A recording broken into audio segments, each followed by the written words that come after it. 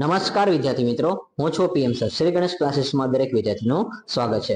વિદ્યાર્થી મિત્રો, હવે આપણે વાત કરવાના છીએ સૌરાષ્ટ્ર યુનિવર્સિટીની જે એક્ઝામ શરૂ છે બીકોમ સેમેસ્ટર 2 એનઈપી 2022. તો એના મુજબ આપણે આઈએમપી ક્વેશ્ચન છે એ આપણે જોવાના છે. અને વિદ્યાર્થીઓ, તમારી કોમેન્ટને ધ્યાનમાં રાખીને આપણા વિડીયો છે એ આપણે ઓલરેડી બનાવતા હોય છે. અને આ વિડીયોને તમે મેક્સિમમ શેર કરો, અને હા, સાથે બીજા વિદ્યાર્થીઓને પણ મેક્સિમમ શેર કરીને તેને લાઈક કરવાનું પણ ભૂલતા નહીં. અને હા વિદ્યાર્થી મિત્રો, આજનું જે તમારું પેપર હતું બિઝનેસ એડમિનિસ્ટ્રેશન અથવા તો ઇકોનોમિક્સ, એ તમારે આપણે જે ક્વેશ્ચન મૂકેલા હતા તેમાંથી કેટલા ક્વેશ્ચન આવેલા છે તે એ પણ ખાસ તમે કોમેન્ટમાં જણાવો, જેથી કરીને અમને પણ આઈડિયા આવે છે. અને હા, આ એવા ક્વેશ્ચન છે કે વિદ્યાર્થીઓ ભરોસો રાખીને જાય છે, જેને દર વખતે ઉપયોગમાં આવે છે. અને હા, છેલ્લા આપણે 4 વર્ષથી એવી રીતે વિડીયો અપલોડ કરીએ છીએ. તો હવે આપણે વાત કરવાની છે. અને વિદ્યાર્થી મિત્રો, આપણી સાથે અત્યારે 2400 થી વધારે વિદ્યાર્થીઓ આપણે જોડાયેલા છે. અને દર વખતે તેને એવી રીતે મોસ્ટ ઇમ્પોર્ટન્ટ ક્વેશ્ચન મળે છે. તો તમે પણ જો જોડાવાના બાકી હોય તો નીચેનો સબસ્ક્રાઇબ બટન દબાવીને અમારી સાથે જોડાઈ જાઓ. હવે આપણે વાત કરવાના છીએ જે તમારો સબ્જેક્ટ છે અકાઉન્ટિંગ સ્ટાન્ડર્ડ. વિદ્યાર્થી મિત્રો, આ જે ક્વેશ્ચન છે એ એવા ક્વેશ્ચન છે કે વિદ્યાર્થીઓને ખૂબ જ કામમાં આવશે અને યુઝફુલ થશે. તો વિડીયોને તમે અંત સુધી જોજો. જે ક્વેશ્ચન હું બોલું છું અથવા જેના ક્વેશ્ચન નંબર બોલું છું એ તમે નોટ ડાઉન પણ કરજો, એટલે જેથી કરીને તમને આઈડિયા આવશે કે આ ક્વેશ્ચન પહેલી પ્રાયોરિટી આપજો.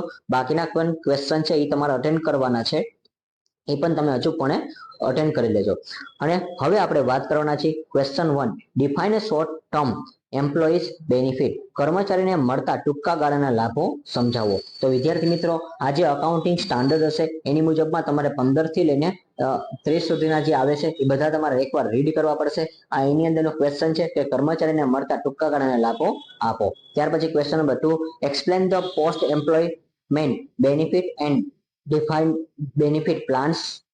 કર્મચારીને મળતા નોકરી બાદના લાભો અને વ્યાખ્યાયિત લાભો સમજાવો.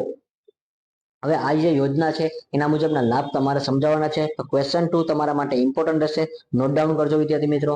ત્યાર પછી question number 3, borrowing cost that can be capitalised. કઈ નાણાં ઉછીના લેવાની પડતર મૂડીકૃત થઈ શકે છે. ત્યાર પછી question number 3, explain the segment report accounting standard 70. વિભાગીય અહેવાલની રજૂઆત કે અકાઉન્ટિંગ સ્ટાન્ડર્ડ 7 છે એ તમારા માટે મોસ્ટ ઇમ્પોર્ટન્ટ રહેશે. તો ક્વેશ્ચન નંબર 4 નોટ ડાઉન કરજો. ત્યાર પછી question number 5, explain the financial lease and its accounting treatment. નાણાકીય ભાડા પટ્ટો અને તેના હિસાબોની માવજત સમજાવો. તો આ ક્વેશ્ચન લીઝ વાળો છે, તો લીઝ વાળા ક્વેશ્ચન ખાસ કરીને જજો, કારણ કે અત્યારે ભાડા ઉપરથી ઘણી બધી ઇન્કમ અત્યારે બનતી હોય છે એટલા માટે. અને ભારતીય જે કરાર છે એમાં પણ ભાડા કરાર આપણે ખાસ કરાવવો અનિવાર્ય છે. ત્યાર પછી question number 6, explain about accounting treatment of financial lease in lessee's book. ભાડા પટ્ટે લેનારના ચોપડે નાણાકીય ભાડા પટ્ટાની માવજત સમજાવો. ત્યાર પછી question number 7, explain about accounting standard 21 consolidated financial statement. એકત્રિત નાણાકીય પત્રકો સમજાવો. તો અકાઉન્ટિંગ સ્ટાન્ડર્ડ 21 છે, ખાસ એકવાર વાંચીને જજો વિદ્યાર્થી મિત્રો, તમારા માટે ઇમ્પોર્ટન્ટ ક્વેશ્ચન રહેશે. ત્યાર પછી question number 8, explain accounting for investment in association in consolidated financial statement. એકત્રિત નાણાકીય પત્રોમાં સાથી સહાયક પેઢીમાં રોકાણ અંગેના હિસાબો સમજાવો. તો ઇન્વેસ્ટરનો ક્વેશ્ચન છે, ક્વેશ્ચન નંબર 8 તમારા માટે ઇમ્પોર્ટન્ટ રહેશે.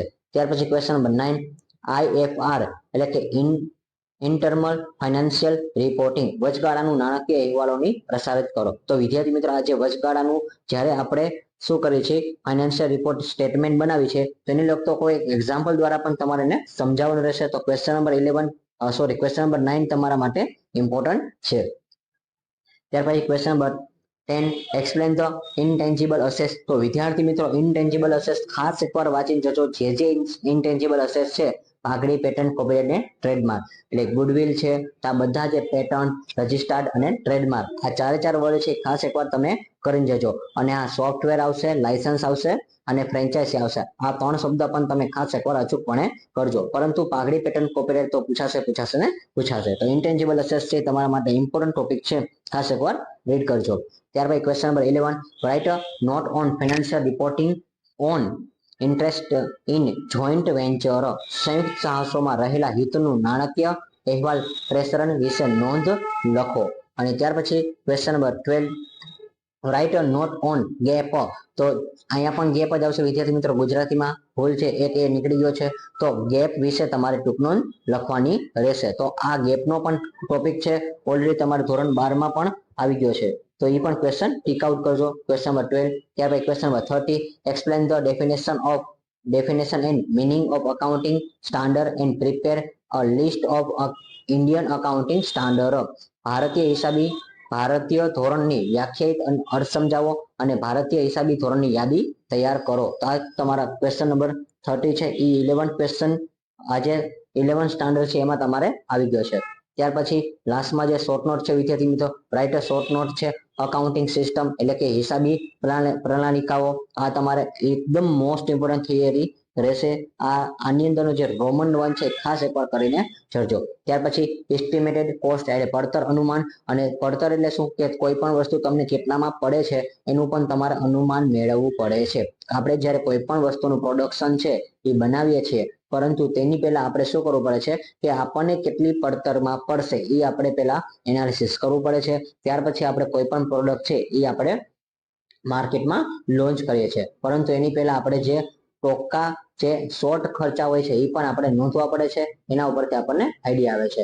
ત્યાર પછી થિયરી ઓફ એક્વિઝિશન એટલે કે સંપાદનનો સિદ્ધાંત સમજાવો. તો આ પણ ક્વેશ્ચન છે, એ તમારે ધોરણ 11 માં આવા બધા થિયરી ક્વેશ્ચન આવતા હોય છે. આ એ ટાઈપના ક્વેશ્ચન છે. તો વિદ્યાર્થી મિત્રો, આશા રાખું છું કે તમને આ બધા ક્વેશ્ચન છે ખબર પડી ગઈ છે કયા કયા ઇમ્પોર્ટન્ટ ક્વેશ્ચન છે. તો વિદ્યાર્થી મિત્રો, ટોટલ આપણે ઓમ જોઈએ તો 14 ક્વેશ્ચન તમને આપેલા છે આ જે વિડીયો છે એમાં, પરંતુ આપણે વાત કરી તો ટોટલ મેં 9 ક્વેશ્ચન તમને ઇમ્પોર્ટન્ટ ક્વેશ્ચન આપેલા છે કે હા, અને એની અંદર 14મો જે ક્વેશ્ચન છે એની અંદર રોમન નંબર 1 ઇમ્પોર્ટન્ટ રહેશે. ખાસ કરજો, અકાઉન્ટિંગ સિસ્ટમ છે આ ક્વેશ્ચન તમારા માટે મોસ્ટ ઇમ્પોર્ટન્ટ છે. તો વિદ્યાર્થી મિત્રો, ટોટલ જે તમારી પાસે 14 ક્વેશ્ચન છે એની અંદર મેં તમને 9 ક્વેશ્ચન આપેલા છે. જે વિદ્યાર્થીએ નોટ ડાઉન કરેલા હશે તે વિદ્યાર્થીઓને અચૂકપણે ખબર હશે. અને આ વિડીયોને ભૂલતા નહીં લાઈક કરવાનું અને શેર પણ કરવાનું, અને સાથે સાથે તમારા મિત્રોને એટલું શેર કરો જેથી કરીને તેને પણ આવા આઈએમપી ક્વેશ્ચન મળી રહેશે. Like this video, share this video, follow with Shri Ganesh classes.